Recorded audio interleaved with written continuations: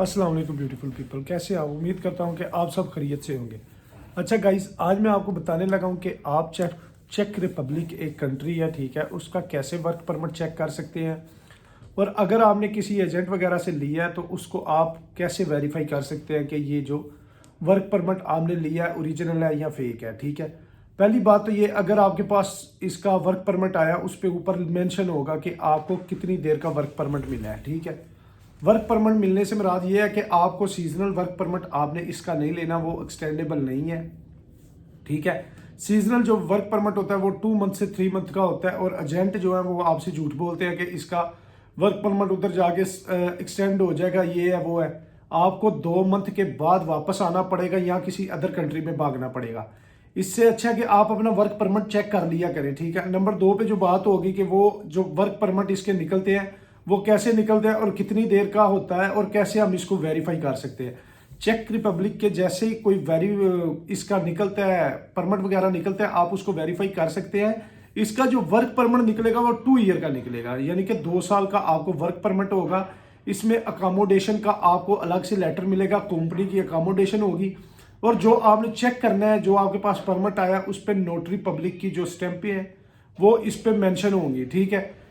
इसकी front side पे और बैक साइड पे जो वो आपको अकोमोडेशन का लेटर है उस पे आपको मेंशन होगी कि आप कैसे इसका वो कर सकते हैं चेक वगैरह, ठीक है। अगर फिर भी आपको कोई इसमें लग रहा है कि परमिट सही नहीं है, आप उस कंपनी को गूगल पे जाके लिखें कि ये कंपनी कब से लेके कब तक बनी हुई है और कौन सा काम है और कब तक। अगर तो वो नई कंपनी है तो आप उसका वर्क परमिट ले रहे हैं तो वो आप छोड़ दें, ठीक है।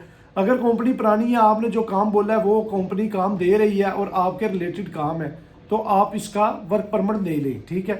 पहली बात तो ये होगी क्लियर। और दूसरी बात ये कि जो लोग कहते हैं कि इसकी पेमेंट कर दें, ये है वो है, जब आपके पास परमिट आ जाए आपने उसकी फुल पेमेंट नहीं करनी।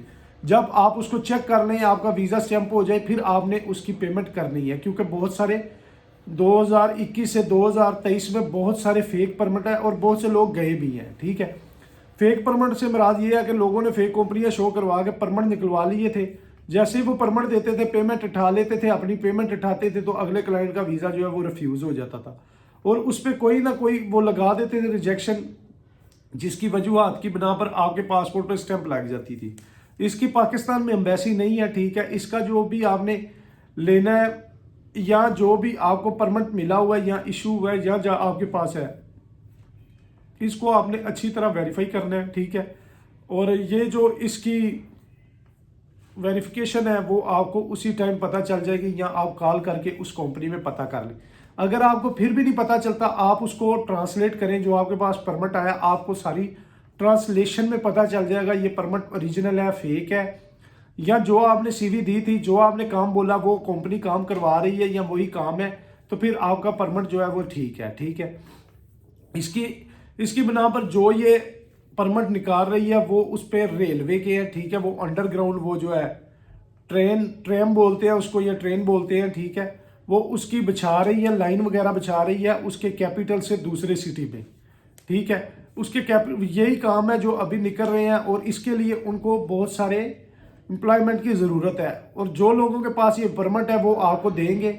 और आपसे ये गुजारिश है कि परमिट लेते वक्त उसको अच्छी तरह चेक कर लिया करें। अगर आप एजेंट से ले रहे हैं तो आपने पहले ही पेमेंट नहीं कर देनी, आप पहले परमिट चेक करें, उसके बाद उसको बोले कि हम आपको इसकी हाफ पेमेंट दे देंगे। जैसे ही हमारा वीज़ा स्टैंप होगा तो हम आपको 100 से 200 यूरो ज़्यादा दे देंगे, ठीक है। इस वजूहत की बिना पर आपका वीज़ा लग जाएगा। अगर उम्मीद करता हूं कि आपको मेरी वीडियो अच्छी लगी है और आप स्कैम से बच जाएंगे। जो मैंने बताया तरीकाकार, आप उस तरीकेकार से चेक कर लें, ठीक है। इसी तरह मेरे चैनल Hamid.97 को लाइक करें, सब्सक्राइब करें, शेयर करें और बेल आइकन को दबा दें, ताकि आपको हर न्यू वीडियो की अपडेट आसानी के साथ मिल सके। इसके साथ ही मुझे दीजिए इजाज़त, मिलते हैं न्यू व्लॉग में, तब के लिए अल्लाह हाफिज़। Thank you guys.